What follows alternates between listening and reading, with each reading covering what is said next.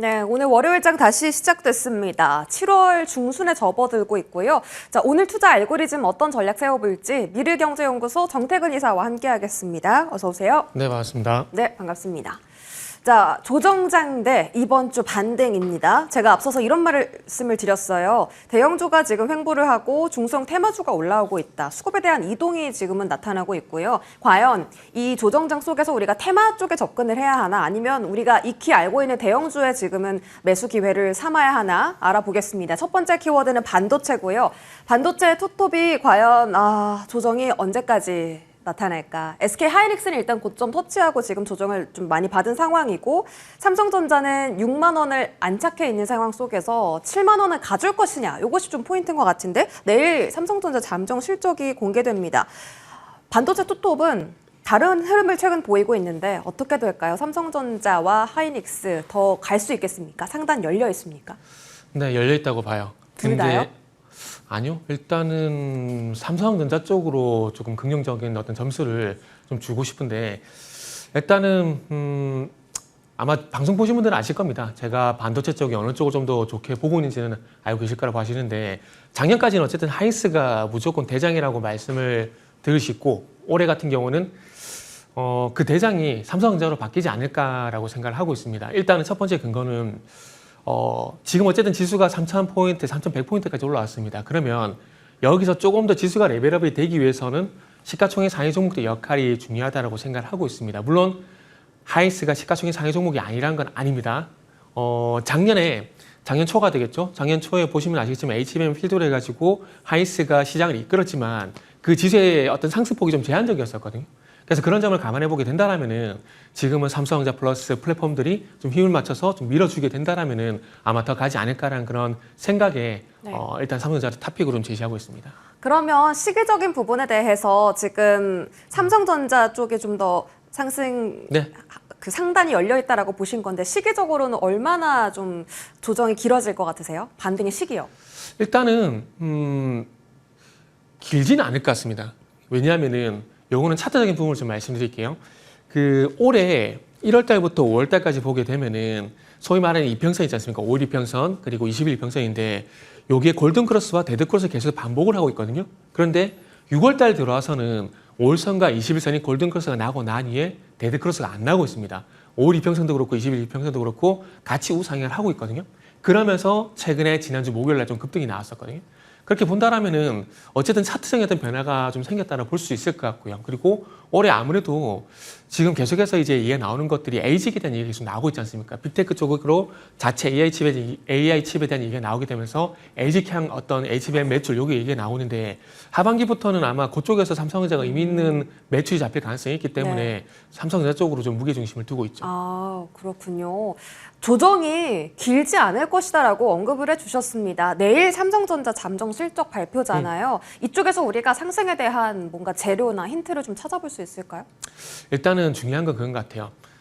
숫자라는 그 내용도 상당히 중요하긴 하지만 그 숫자가 나왔을 때 이게 여기가 바닥이라는 그런 인식만 들어가게 된다라면은 아마 삼성전자 같은 경우에는 제가 봤을 때는 다른 반응이 나오지 않을까 생각을 하고 있고 그리고 제가 조금 전에 LG향 말씀드렸잖아요. 네. 그쪽으로 삼성전자가 잡고 매출 좀 확대해 나가게 된다라면은 그러니까 소위 말하는 좋아지는 폭 있잖아요. 전년 동기에 대비해서 얼마만큼 좋아지느냐. 요걸 봤을 때는 삼성전자가 좀 더 좋아질 수밖에 없다고 봐요. 물론 하이스가 안 좋다는 것이 아니라 하이스 물론 좋죠. 좋은데 절대적인 수치는 삼성전자를 이미 압도를 하고 있습니다. 압도를 하고 있는데 지금 나오고 있는 퍼포먼스에서 조금 더 많은 퍼포먼스를 시장에서 원하게 될 건데 그게 조금 전에 말씀드린 전년 동기에 대비한 좋아지는 폭이라고 보시면 될 것 같은데 그거는 하이스보다는 삼성전자가 조금 더 좋아질 가능성이 있기 때문에 제가 봤을 때는 시장에서 고개 주목을 하게 된다라면은 하이스보다는 삼성전자 쪽으로 무게 중심을 둘 가능성이 있고 그리고 만약에 제가 예상한 대로 하이스보다 삼성전자가 좋아진 폭이 더 커지게 된다라면은 지금 위치적으로도 삼성전자가 하이스보다 낫잖아요. 그럼 가격적인 메리트도 분명히 있거든요. 그래서 이런 연결고리만 연결이 되게 된다라면은 말 그대로 뭐 하이스보다는 삼성전자가 퍼포먼스가 조금 더 나올 가능성이 있다라고 저는 보는 거죠. 역시 좀 왕관의 무게가 무거운 것 같아요. 1등 자리는 유지하기가 되게 어려운데 또 2등은 올라갈 그 여력이 있으니까 오히려 삼성전자가 좀 더 매력이 있다 이렇게 보셨고 하이닉스는 오늘 또 키움증권에서 하반기에 독점적 지위를 유지할 수 있느냐 좀 어렵다고 본다 이런 분석을 내놓으면서 하이닉스는 지금 낙폭이 계속 깊어지고 있는 상황이에요. 그래도 명실상부 1등이라고 우리가 다 알고 있잖아요. 네. 그래도 회복에 대한 힘은 있을 것 같은데 하이닉스는 네. 뭐 회복 가능성이 없습니까? 아닙니다. 그거 너무 좀 그 조금 전에 말씀드렸듯이 절대적인 수치는 높아요. 여전히 하이닉스가 높을 수밖에 없습니다. 그런데 그 조금 전에도 독점적인 얘기를 했잖아요. 네. 하이닉스가 작년까지 보게 되면 HBM이 어디에 매출이 주력이었죠? 엔비디아였잖아요. 그 엔비디아에 하이닉스가 독점적으로 공급을 하게 되면서 그 독점 프리미엄이 하이닉스 쪽으로 반영된 부분들이 분명히 있거든요. 그러면서 낙수 효과를 본 게 방송을 통해서 말씀드렸지만 한미 반도체, TC본드라는 장비를 하이닉스가 독점적으로 공급을 하게 되면서 프리미엄이 있었지 않습니까? 그러니까 그런 부분들이 최근에 와서 깨진 게 아니고요. 이미 그 부분은 작년에 깨졌다고 보시면 될 것 같습니다. 그리고 지금 독점적인 위협을 받고 있는 부분들은 여전히 하이닉스는 엔비디아 쪽으로 거의 독점적으로 공급을 하고 있어요. 네. 그런데 이 HBM이 이제는 엔비디아에 제한된 게 아니라 조금 전에 말씀드렸듯이 뭐 아마존이라든지 구글이라든지 이쪽으로 가게 되는 자체 AI 칩에 탑재가 되는 그 HBM 시장까지 같이 열리게 된 거죠. 근데 지금 전반적으로 시장에서 이제 전망치가 나오는 것들이 지금 제가 말씀드리고 있는 그 소위 말하는 빅테크향, LG 시장이 커지게 되면서 엔비디아 쪽도 물론 물량이 많이 들어가겠지만은 기존에 있는 물량 대비해서 이 자체 AI 칩을 들어가는 물량이 많아지다 보니까 이 비율이 커지다 보니까 독점 지위가 흔들린다는 얘기를 하고 있어요. 하지만 그럼에도 불구하고 하이닉스는 지금 방금 말씀드린 아마존 웹서비스 쪽으로 HBM 12단 같은 경우에 거의 독점적으로 공급을 하고 있는 상황이고 네. 구글 쪽으로도 공급을 하고 있는 상황이기 때문에 어찌 보면은 좀 과다라고 생각을 하고 있습니다, 저는. 그러면 삼성전자는 올라갈 여력이 더 있고 네. 하이닉스는 지금 조정의 폭이 조금 과하다 이렇게 평가를 하시는 거네요. 네, 그렇죠. 그러면 두 종목의 가격적인 부분을 좀 여쭤볼게요. 하이닉스와 삼성전자의 상단이요. 하이닉스는 아마 전 고점 30만 원 돌파가 아마 이제 쉽지는 않을 것 같다고 봐요. 물론 제가 맞출지 모르겠지만 일단 만약에 이제 방금 말씀드린 그 연결고리가 하반기 그러니까 하단 자막이 좀 나오고 있지만 네. 하반기로 갈수록 LG에 대한 어떤 비중이 커지게 된다라면은 하이닉스는 아무래도 추가 상승은 쉽지가 않죠.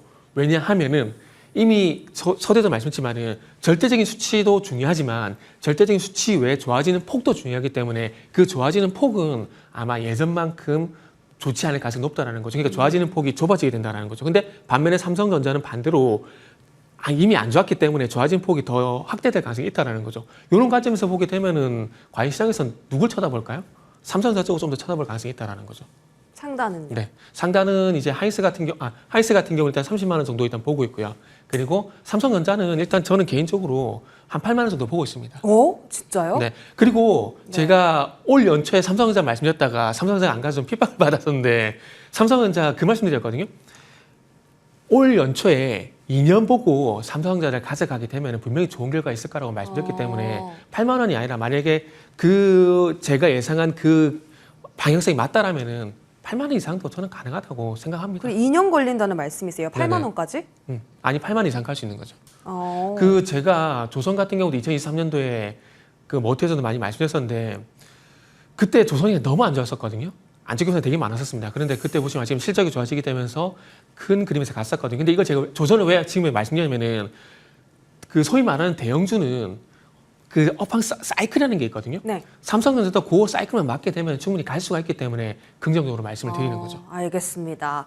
하이닉스와 그 삼성전자의 운명이 어찌 갈릴지 저희 좀 더 지켜보시죠. 일단 이사님은 삼성전자 네. 쪽에 손을 들어주셨고요. 저희 다음 키워드 열어보겠습니다. 네카오고요. 네카오가 이번 주에 좀 반등을 할까? 일단 양 종목 모두 다 오늘 4%씩 급등하거든요. 네. 의미 있는 반등입니까? 지금 오늘 그 AI 관련돼 가지고 오늘 그 추경 한 1,800억 정도 추경안이 국회 본회의에서 의결이 됐다는 소식이 나왔거든요. 네. 아마 오늘은 그것 때문에 아마 AI 관련 종목들이 강세가 나올 겁니다. 나올 건데 그거를 논의로 하고 저는 개인적으로 네카오 그러니까 플랫폼 저는 분명히 봐야 된다라고 생각을 하고 있습니다. 2020년도에 그 코로나라는 특수한 상황 때문에 이제 비대면이 트렌드가 됐었고 그 비대면의 어떤 트렌드에 맞는 플랫폼을 가지고 있는 게 네이버하고 카카오였었거든요. 근데 지금도 마찬가지로 그 트렌드에 맞아떨어질 수 있는 그런 사업을 현재 저는 진행을 하고 있다고 생각을 하고 있습니다. 일단 스테이블 코인 이슈가 되고 있잖아요. 네이버 페이도 그렇고 카카오페이도 그렇고 결제 플랫폼을 가지고 있지 않습니까? 스테이블 코인이 결국 블록체인 기반의 간편 결제 서비스잖아요. 그러면 기존에 가지고 있는 결제 플랫폼에다가 스테이블 코인을 얹기만 하면 되는 거거든요. 그래서 어찌 보면은 이런 뭐 STO도 그렇고 스테이블 코인도 그렇고 그 이전에 이런 것들을 만드는 플랫폼을 만들어봤던 경험이 그만큼 더 중요하다는 거죠. 그리고 AI 쪽 같은 경우는 이거는 뭐 그렇게까지 되겠어라고 말씀하시겠지만 한성수 사장이 정부 요직 정기부 장관을 가고 있잖아요. 그리고 네이버에 마찬가지로 하정우 AI 수석으로 갔잖아요. 이런 것들이 외국인들 입장에서 봤을 때는 전혀 연관성이 없다고 볼까요? 그건 아니라고 봅니다. 하이퍼 글로벌엑스를 업그레이드를 하고 있는 상황들이고 스테이블 코인 쪽에서도 어쨌든 사업 진행을 하는 부분들이고 이런 부분들이 어쨌든 AI 그리고 플랫폼 이런 것들이 맞아떨어지게 되면서 저는 네카오 그러니까 플랫폼은 분명히 좀 관심을 가져야 된다고 생각하고 있고 조정 시 매수 관점에서 매수해야 된다고 생각하고 있습니다. 제 예상이 맞을지 모르겠지만 2020년도에 그런 나왔던 퍼포먼스가 저는 개인적으로 다시 한번 나올 가능성도 저는 있지 않을까라고 생각하면서 바라보고 있습니다. 지금 네카오를 말씀 주실 때 중심적으로 AI라는 키워드를 가지고 말씀을 주셨는데 사실 또 스테이블 코인도 무시할 수 없는 모멘텀이잖아요. 정말 강력한 모멘텀이고 이것이 글로벌 트렌드라는 것은 기정사실이다. 그렇다면 스테이블 코인 관련주들 네. 지금 많이 올랐긴 한데 조금 더 올라갈 여력이 남아 있습니까? 올라갈 겁니다. 더요? 그러니까 간단하게 말씀드릴게요. 정부에서 어쨌든 한다라는 거잖아요. 네. 그것만으로도 모멘텀이 되지 않겠습니까? 아직 확실히 한다라고 결정이 난 건 아니잖아요. 근데 디지털 자산법을 발의를 하고 추진을 하고 있는 사항들이거든요. 근데 그 법 자체가 스테이블 코인을 하기 위한 어떤 기본법이 될 수가 있다는 거죠. 근데 조금 전에 우리 앵커님이 그 좋은 지적을 해주셨는데 조금 이제 잘 정비를 해서 제대로 좀 했으면 좋겠다라는 생각이 좀 듭니다. 이건 제 개인적인 생각인데 생각이 좀 들고요. 그리고 어쨌든 서두에 말씀드렸듯이 정부에서 한다 그랬다가 철회해버리게 되면 이게 정말 문제가 되지만 어쨌든 AI도 그렇고 스테이블 코인도 그렇고 정책적으로 계속해서 민다라는 거죠. 그래서 그런 관점에서 보게 된다라면은 스테이블 코인 같은 경우에는 계속해서 관심을 가져야 될 만한 이유가 있다라는 것들이죠. 어찌 보면은 과거에 문재인 정부로 가보게 되면은 이제 아시다시피 그린 뉴딜이라 그래가지고 신재 생애를 적극적으로 밀었지 않습니까? 네. 이번 정부에서 그걸 밀고 있지만은 그럼에도 불구하고 새로운 정책을 보게 되면은 결국 AI 그리고 스테이블 코인이거든요. 그래서 그런 관점에서 보게 되면 정책 수혜, 정부 정책 수혜라는 그런 카테고리에서 보게 되면은 분명히 수혜가 될 가능성이 있기 때문에 봐야 된다고 생각이 들고 단지 그동안은 스테이블 코인 얘기하게 되면 관련성 있는 종목들이 다 갔었거든요. 네. 근데 앞으로는 가는 종목들이 저는 압축이 될 거라고 봅니다. 그 힌트가 아마 결제 플랫폼 거기서 파생되게 되면 실질적으로 연결고리가 있는 기업들 중심에서 저는 다시 주가가 레벨업이 될 거라고 생각하고 있어요. 몇 개만 추려주시면 안 될까요? 일단은 개인적으로 봐야 될 종목은 분명히 이제 카카오페이 요거는 분명히 좀 봐야 된다고 좀 생각을 하고 있고요. 그리고 다날은 이미 주가가 날아가고 있는 상황들이고 네. 플랫폼 관련돼가 하나가 또 있는데 갑자기 죄송한데 기억이 안 나네요. 지금 두 카카오페이 글자인가요? 두 글자요? 뭐인데요? 쿠콘? 아니요. 버즌? 쿠코는 단순히 카카오페이가 지분을 갖고 있다는 이슈 때문에 그 영향 때문에 가는 거라고 보고 맞아요. 있거든요. 그렇기 때문에 더즈는 아니고요. 죄송한데 지금 기억이 안 나네요. 제가 방송하다가 기억이 나면은 지금 말씀드릴게요. 그러니까 카카오페이처럼 네. 플랫폼의 어떤 연관성 있는 종목 쪽으로 좀 압축해서 좀 보시는 게 좋을 것 같다고 알겠습니다. 말씀드릴게요. 다음에 와서 네. 생각나시면 네네. 말씀해 주세요. 알겠습니다. 자, 코인과 네카오 두 섹터 모두 다 긍정적으로 평가해 주셨고요. 네. 다음 키워드는 저희 소비주 보겠습니다. 그 음식료나 여행 관련주 그리고 뭐 여름 소비주 이런 종목들 올라가는데요. 사실 네네. 손이 잘 안 가는 섹터긴 합니다. 에이 오르다 말겠지 이런 생각이 드는 섹터긴 한데 오히려 수출보다는 소비주의 그 내수주에 집중을 해야 된다라는 이야기가 계속 나오니까 네네. 생각보다 이 소비 섹터가 오랫동안 오름세를 유지할 수도 있겠다 이런 기대감이 생기고 있잖아요. 이쪽은 접근해야 됩니까? 일단 봐야죠. 일단 모멘텀은 있지 않습니까? 지금 어쨌든. 더 아직 지켜봐야 된다는 말씀이신 거예요? 아니요. 지금 현재 그 어떤 소비주 같은 경우는 일단 아시겠지만은 민생 소비 쿠폰이 21일부터 이제 신청이 가능하지 않습니까? 그런 효과가 일단 있을 거라고 봐요. 물론 백화점 이쪽이 제외되긴 하지만 그럼에도 불구하고 그에 대한 효과는 심리적으로 그러니까 우리가 일상생활이 아니라 투자자 입장에서 봤을 때 그런 부분들이 유통업체의 어떤 투자 심리를 개선시킬 수 있다라는 것들을 우리가 접근해야 된다라는 것들이죠. 그리고 아시겠지만 이제 무비자 상시와 이런 것들 통해서 면세점을 가지고 온 유통업체들 같은 경우는 여기서 한 번 더 주가 레벨업이 될 가능성이 있다는 거죠. 그렇게 본다라면은 뭐 이마트라든지 뭐 롯데쇼핑 같은 기업들 분명히 좀 관심을 가져야 되고요. 그리고 민생 소비 쿠폰으로 제한시켜서 보게 된다면 지금 화면에 나가고 있듯이 편의점 관련 종목들 네. 이쪽을 한번 보시는 것도 괜찮다라고 생각하고 있습니다. 다만 시기적으로는 얼마나 보는 게 맞을까요? 소비주는. 시기적으로 아마 여름 기간 동안은 봐도 되지 않을까라고 생각이 두 달 드네요. 정도? 네네. 그리고 좀 전에 말씀드린 면세점을 가지고 있는 유통주 같은 경우는 네. 뭐 가을까지도 봐도 되지 않을까라고 생각을 하고 있고요. 알겠습니다. 지금 소비주는 그래도 봐도 괜찮다라고 하셨고 특히 이마트랑 편의점 언급해 주셨고요. 여름 내내 이들 종목들이 함께 올라가는지 지켜보겠습니다. 자, 다음은 화장품이고요. 사실 우리가 화장품을 수출주로 인식을 하고 있죠. 내수도 괜찮습니다. 계속해서 저가 화장품 라인이 출시가 되면서 소비가 좀 자극을 받을 것 같아요. 화장품 쪽은 지금 실적 공개 앞두고 네네. 실적에 대한 기대감도 올라가 있는 상황이라 매수 기회인가? 지금이 시기 적절합니까? 저는 그러니까 화장품 섹터 내에서 다 관심을 가지기보다는 네. 일단은 제가 개인적으로 보고 있는 종목 말씀드릴게요. 뭐예요? APR, 달바글로벌, 한국콜마. 지금 제일 핫한 이 세 SMCG. 종목이네요. 네. 네. 지금 근데 저쪽으로밖에 시세가 안 나요. 그러니까 최근에 그 중국 관광객이 얘기 나오게 되면서 한국 화장품이라든지 그리고 바른선 같은 것들 강세 보였잖아요. 근데 이게 연속성 있어서 갑니까? 안 가잖아요. 그러니까 볼 필요가 없다라는 거죠. 그러니까 만약에 작년 5월달, 6월달 같은 상황이면은 화장품 섹터에서 다 가기 때문에 다 봐야 되겠죠. 그런데 작년과 올해 다른 점은 뭐냐면은 작년에는 화장품 섹터가 전반적으로 이제 분품을 다 받아서 갔다라면은 이번에는 이제 방금 앵커님께서 질문하셨듯이 네. 실적적으로 이제 실적적으로 긍정적 평가를 받는 종목들 쪽으로 중심에서 간다라는 거죠. 그렇기 때문에 그쪽만 보는 게 맞는 거지 굳이 확정시켜서 볼 필요가 있을까요? 어차피 그래서 증시 기본이 그거 있잖아요. 달릴 말에 올라타라. 지금 그게 방금 말씀드린 APR, 달바글로벌, 한국콜마 그리고 하나 더 이제 이거는 제 개인적으로 좀 갔으면 좋겠다고 생각이 드는 마지막 하나인데 이건 SMCG. 요거는 아시겠지만은 화장품 용기 만드는 업체인데 지금 이거는 유리 용기 만드는 회사거든요. SMCG는. 그래서 요 종목도 개인적으로 좀 갔으면 좋겠다 생각이 들어서 3+1으로 네. 하나 말씀드릴게요. 실적 후 새로운 가능성도 있지 않을까요? 화장품은? 그게 결국 있잖아요. 이게 좋아지는 폭인데, 그러니까 결국 실적주는 계속해서 체크를 해야 될 부분이 뭐냐면 전년 대비해서 실적 폭이 확대가 되느냐 줄어드냐 이걸 계속해서 보셔야 됩니다. 그런데 방금 말씀드린 이제 APR이란지 그리고 이제 뭐 달바글로벌 같은 것들은 전년 동기 성장폭이 거의 비슷하게 현재 진행이 되고 있는 상황이에요. 거기다 APR 같은 경우는 감액 배당이라 그래가지고 비과세 배당도 이제 기대가 되는 부분들이 있거든요. 그래서 그런 점을 한 감안해 보게 된다라면은 글쎄요. 제가 봤을 때는 아직까지 APR 같은 것들은 꺾이지 않았다라고 아하. 생각을 하고 있습니다. 실적 모멘텀 이외에도 배당에 대한 매력도도 있기 때문에 주가 추세가 유지될 수 있다라는 조언해 주셨고요. 자, 여행이나 항공주 쪽은 어떻게 보시는지요? 대한항공이 최근에 또 바닥에서 올라오려고 꿈틀거리고 그렇죠. 있고요. 여행주 오늘 또 상승세 이뤄냅니다. 이쪽에 대한 시선은? 사실 둘 다보다는 둘 중에 하나를 픽을 하는 게 맞지 않을까 생각이 되거든요.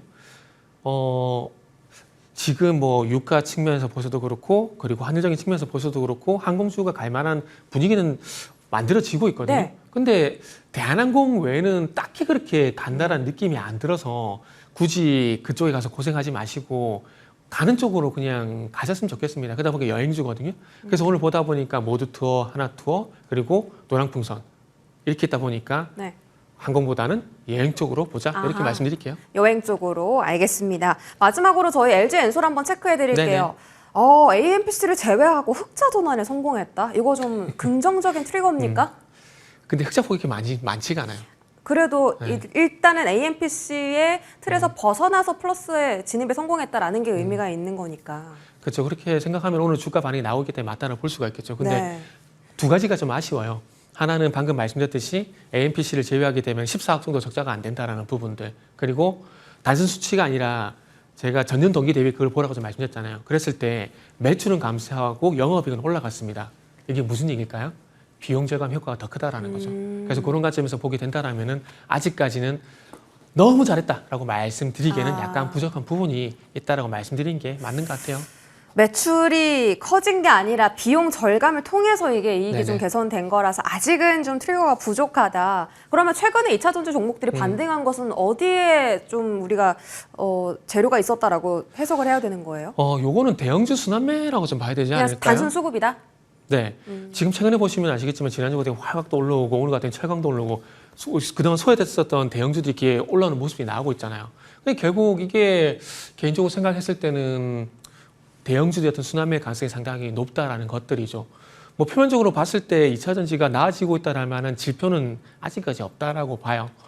뭐 우리가 에코프로멘 같은 양극재 기업을 보더라도 리튬이라든지 니켈이라든지 이런 가격 동향을 봤을 때 아직까지 그렇게 실적에 긍정적인 영향을 줄 만한 부분은 없다라고 보거든요. 물론 에코프로멘이 2분기 실적이 조금 긍정적인 평가를 받고 있는 건 사실입니다. 네. 하지만 그럼에도 불구하고 뭐 지표라고 할 수 있는 부분들이 좋아지고 있는 것은 없기 때문에 지금은 아직까지는 바닥 확인을 조금 더 하시는 게 좋지 않을까라고 말씀드려야 될 것 같네요. 그럼 지금은 2차 전지는 아예 접근을 하면 안 된다 이렇게 보시는 거예요?